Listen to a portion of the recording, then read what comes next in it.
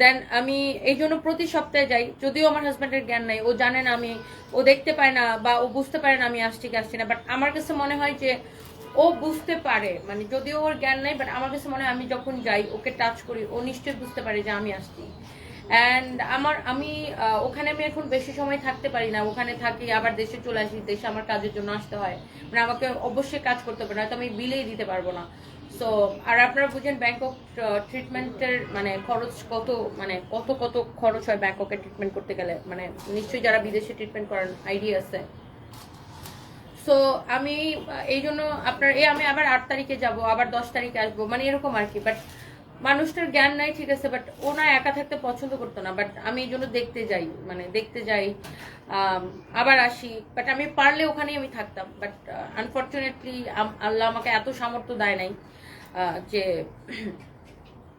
ওখানে পড়ে থাকবো। ওখানে আমি পড়ে থাকলে এখানে আমার মানে বিজনেসের লাল বাতি জ্বলবে আর কি। সো ওই জন্য আমাকে এখানেও আসতে হয়, কি করব। সো যাই হোক, সবাই দোয়া করবেন আমার জন্য। বাট আর যারা আমার হাজব্যান্ডের খবর জানতে চান, ও ডে 1 থেকে একই রকম আছে, মানে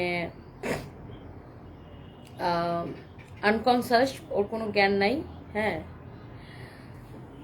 সো একই রকম আছে, ওর হাত পা নড়াচড়া নেই, কিছু নেই, জাস্ট একই রকম আছে, জাস্ট এই আর কি। সবাই দোয়া করবেন।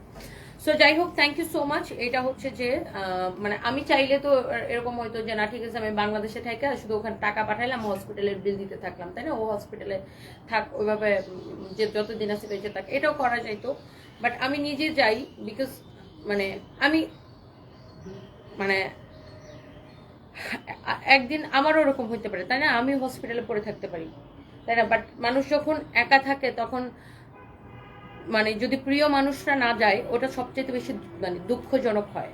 মানে ধরেন আপনি যদি হসপিটালে শুয়ে থাকেন, আপনার কাছের মানুষরা, প্রিয় মানুষরা যদি আপনাকে দেখতে না যায়, ওটা সবচেয়ে দুঃখজনক হয়। হ্যাঁ, আমার হাজব্যান্ডের জ্ঞান নাই, বাট তারপর আমি দেখতে যাই, আমার কাছে মনে হয় ওর আত্মাটা বা ও বুঝতে পারে যে আমি এখানে আসছি, এই আর কি।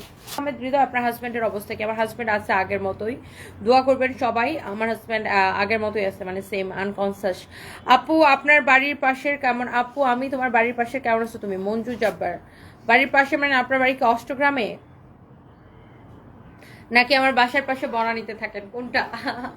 সো দেখেন, মানে নিজেকে এত সব জানতা মনে করে, আল্লাহ মাফ করুক। আপনি একটা হুজুরকে জিজ্ঞাসা করেন, কোনো বড় মৌলানাকে জিজ্ঞাসা করেন, আপনি যে কমেন্টটা করছেন এই কমেন্টটা করা জায়েজ কিনা, বা আপনি নিজেকে আল্লাহর সাথে তুলনা করে ফেলছেন।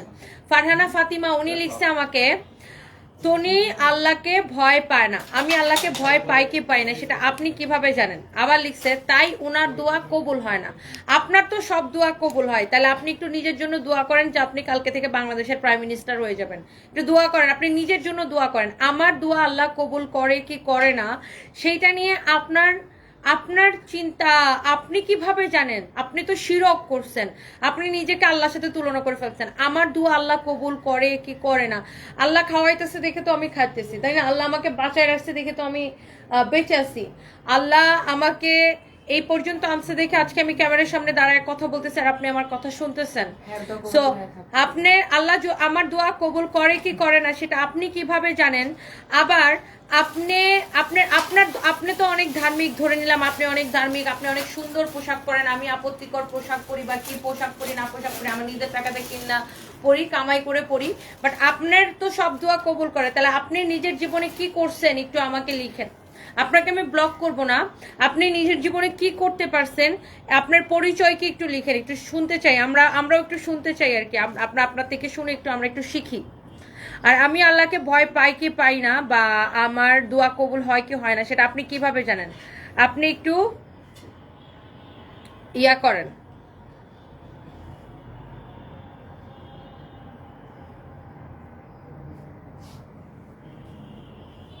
আচ্ছা,